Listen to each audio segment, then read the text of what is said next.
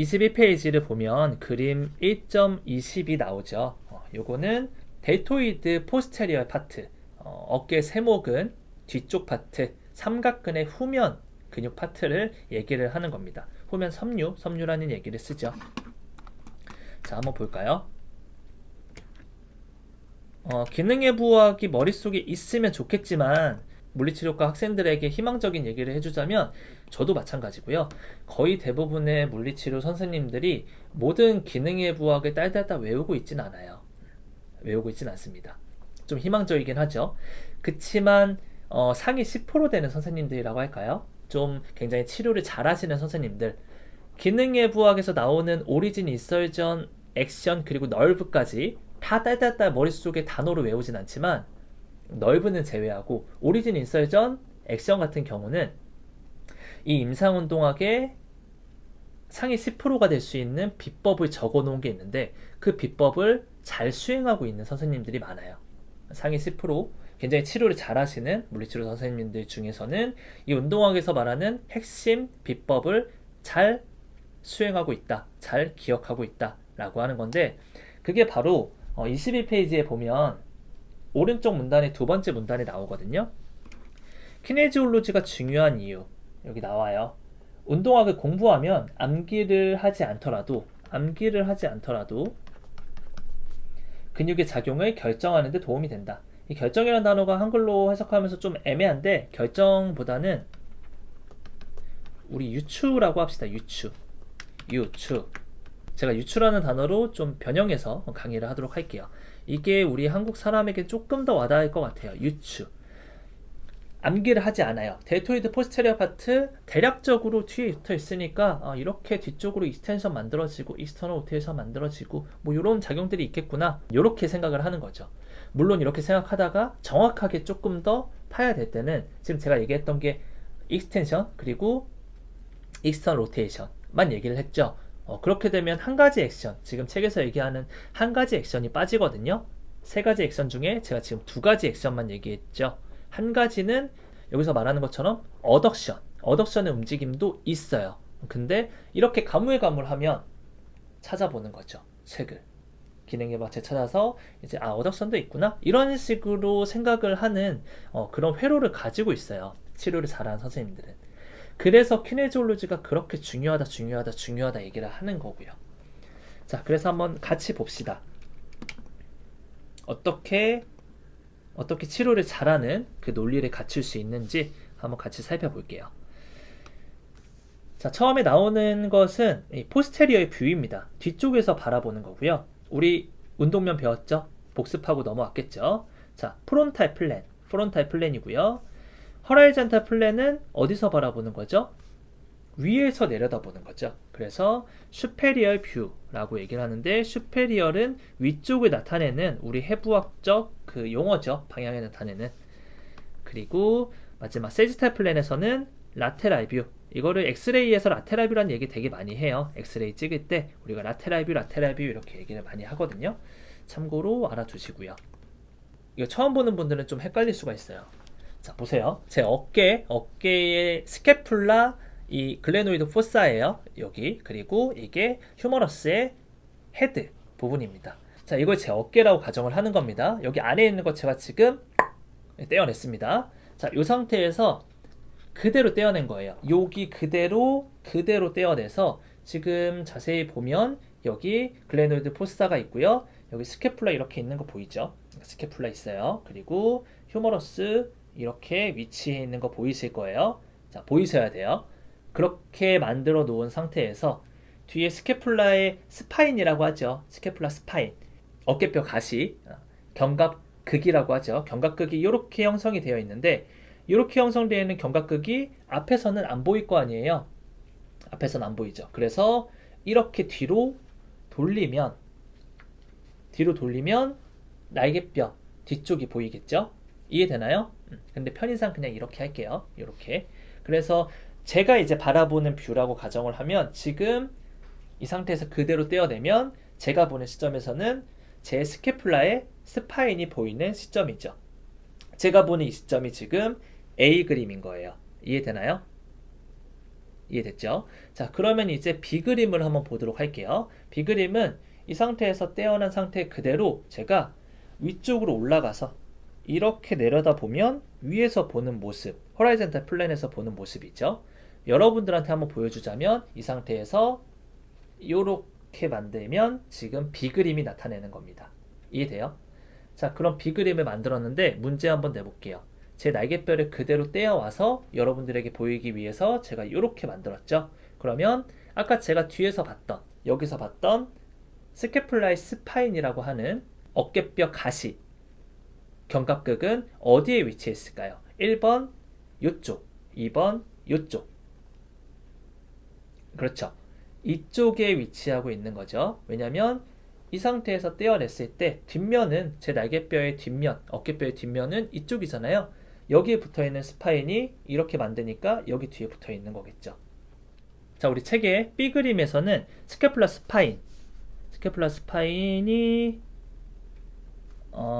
원래 모양이 이렇게 굽어져 있기 때문에 여기 부분이 조금 이렇게 이런 식으로 되어 있거든요. 그러니까 여기는 아크로미온이고요. 여기 정도 레벨이 될 것 같아요. 이 정도. 여기가 스캐플라 스파인 오브 스캐플라, 어깨뼈 가시 혹은 견갑극이라고 하는 부위가 이쪽이 되겠고요. 자, 이제 C그림 한번 봅시다. C그림도 마찬가지로 어깨뼈를 제가 여기서 GH 조인트를 떼어냈어요. 세지탈 플랜이죠. 그러면 이 상태에서 옆모습으로 만들면 제 옆모습이 보이게 되는 게 세지탈 플랜이겠죠. 자, 그래서 C그림을 보면 옆모습을 나타내는 거다라고 여러분들이 이해하면 되겠습니다. 자, 그럼 델토이드를 이제 한번 살펴볼게요. 델토이드 머슬은 만약 기능의 부학이나 근육의 부학을 이렇게 딸딸딸딸 잘 외운 학생이나 이 지도자라면 어떻게 붙어 있는지 알고 있죠. 델토이드의 포스테리어 파트는 우선은 그 인설전이 요점에 붙어 있는데 이게 휴머러스라고 하는 위팔뼈에 여기 삼각근 붙어 있어라 하고 있는 부분이 있어요. 뭐 삼각근 조면, 어깨 세목은 거친 면, 신용어는 이렇게 얘기하겠죠.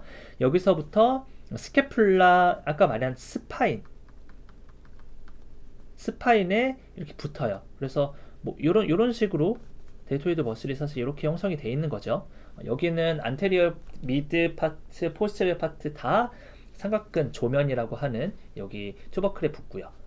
어쨌든 포스테리어 파트는 여기인데 여기서 수축을 하게 되면 오리진과 인설전이 가까워지는 게 근육이 수축이 되는 거죠. 그래서 프론탈 플랜에서는 이렇게 수축이 되게 되면 당연히 어덕션 움직임이 나오게 될 거다. 유추할 수 있겠죠.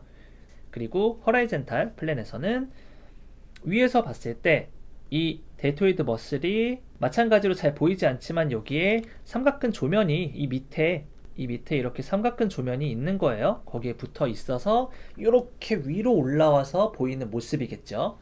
그래서 아까 우리 배웠던 4개의 성분 중에 화살표로 나오는 거 보니까 4가지 성분에 빗대어서 얘기를 하면 작용점은 여기 있는 거고 이 방향, 오리엔테이션이 이쪽으로 되어 있고 디렉션, 방향은 이렇게 되어 있다. 위에서 바라봤을 때. 즉 이렇게 되면 익스터널 로테이션이 만들어지죠. 외회전.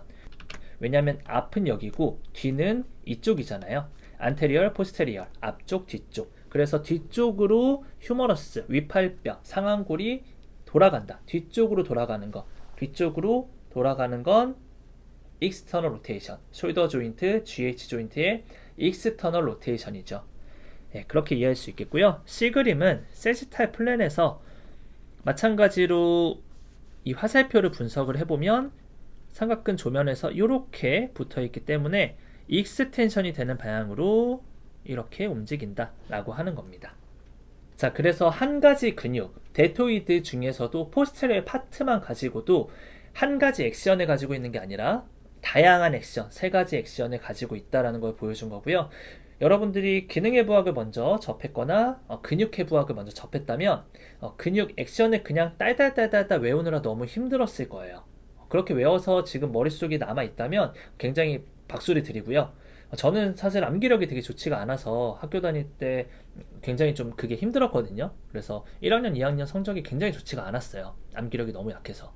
근데 개인적으로는 이 키네지올로지 과목을 2학년 2학기 때 저는 배우면서 굉장히 그 성적도 마찬가지지만 흥미가 엄청 붙어졌던 경험이 있어요. 그래서 굉장히 저는 이 키네지올로지가 중요하다라고 생각을 하고 여러분들에게 그렇게 강조를 강하게 해드리고 싶고요. 근육을 배우면서 그냥 액션을 암기를 했다면 한번 오늘 이 영상이 끝나면 내가 배웠던 해부학 책을 보고 내가 딸딸딸 외웠던 것들 다시 한번 오리진 인서전을 보면서 근육 수축 방향이 이렇게 되니까 이 액션이 나오는 거였구나, 이런 것들을 좀 한번 유추해보는 작업을 해보세요. 그게 꼭 필요하거든요. 치료를 함에 있어서 꼭 한번 해보도록 하고요. 자, 그래서 정리를 한번 할게요. 이 키네지올로지라는 책을 그냥 시험을 보기 위해서 보거나 보라고 누군가 얘기해서 보는 게 아니라면 필요에 의해서 내가 봐야 된다는 필요성을 느껴서 니즈로 지금 이 영상을 보고 있으실 거 아니에요. 그 니즈를 제가 충족시키는 방법을 알려드릴게요. 자, 두 가지입니다. 첫 번째, 근육에 있어서 오리진 인설전, 이는 곳 닿는 곳, 기시 정지를 제대로 파악을 하세요. 지금 머릿속에 잘 기억이 안 난다거나 혹은 암기력이 너무 좋아서 글자로는 다 나와요. 어디 날개뼈의 어느 쪽에서 어디 거친 면 이렇게 다 나와요. 이거는 죽은 지식이에요. 그 거친 면, 아까 말했던 삼각근 조면, 어깨세목은 거친 면이 있다고 하면 그게 머릿속에 그려져야 돼요. 이쪽에서 라테랄 쪽으로 나오다 보면 여기 뭔가 붙는 부분이 있지, 이렇게 머릿속에 이미지가 그려져야 됩니다. 윗팔뼈 휴머러스가 그려지고 이쪽을 따라서 이렇게 내려와선 이쯤에 deltoid가 하나, 둘, 셋 붙어 있는 거, 안테리얼, 미드, 포스테리어 파트, 이렇게 머릿속에 기억이 나야 되는 겁니다. 그래서 이렇게 되지 않는다면 오리진 인설전 해부책 뒤지면서 오늘 한번 싹 정리를 해보세요. 그리고 두 번째, 근육을 보세요. 오리진과 인설전에 붙은 근육의 결이 있죠. 뒤에 2, 3, 4장에서 나올 내용인데 근육의 결에 따라서 사실 그렇게 수축 방향이 되다 보니까 근육의 결만 제대로 파악을 하면 되고요. 오리진과 인설전이 있다 보니까 이 선을 이으면 근육의 결이에요. 거의 대부분. 그래서 이 근육 결대로 화살표를 그으면서 수축이 되는 방향을 유추를 하세요. 수축되는 방향을 유추를 하면서 어떤 작업을 해야 되느냐? 세지탈 플랜, 코로날 플랜, 트랜스버스 플랜에서 어떤 움직임들이 나올지 한번 유추를 해서 옆에 한번 써보세요. 예를 들어서 팩토럴리스 머슬이면 그냥 이 상태에서는 어덕션 움직임 나올 수 있겠죠. 코로나 플랜에서. 코로나 플랜에서 어덕션. 트랜스버스 플랜에서는 이 상태에서 인터널 로테이션 나오겠네? 이런 것들. 그리고 셀스타 플랜에서 움직임이 뭐가 나올 수 있지? 그러면 셀스타 플랜에서는 뭐 플렉션이나 이스텐션의 움직임이 셀스타 플랜에서 일어나잖아요. 근데 팩토럴리스 머슬은 플렉션이나 이스텐션 때 사실 큰 작용은 안 해요.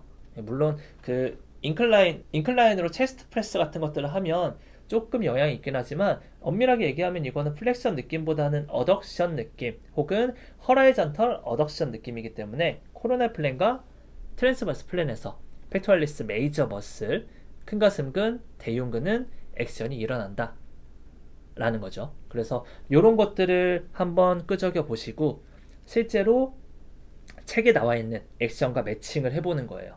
이 맞으면 굉장히 짜릿하실 거거든요. 저만 짜릿하나요? 저는 굉장히 짜릿했었는데 이렇게 매칭을 한번 해보면 굉장히 머릿속에 딱 각인된 상태에서 팩토럴리스 메이저 머슬은 잊어버리지 않으실 겁니다. 그리고 학생들 실습 나가면 실습 선생님들께서 옵저베이션 할 때 굉장히 많이 물어봐요. 근육의 액션, 오리진 인설전 이런 것도 굉장히 많이 물어보거든요. 기본이잖아요. 외워야 됩니다. 이렇게 한번 외워보시면 좋겠습니다. 제가 효과를 보장합니다. 꼭 해보세요.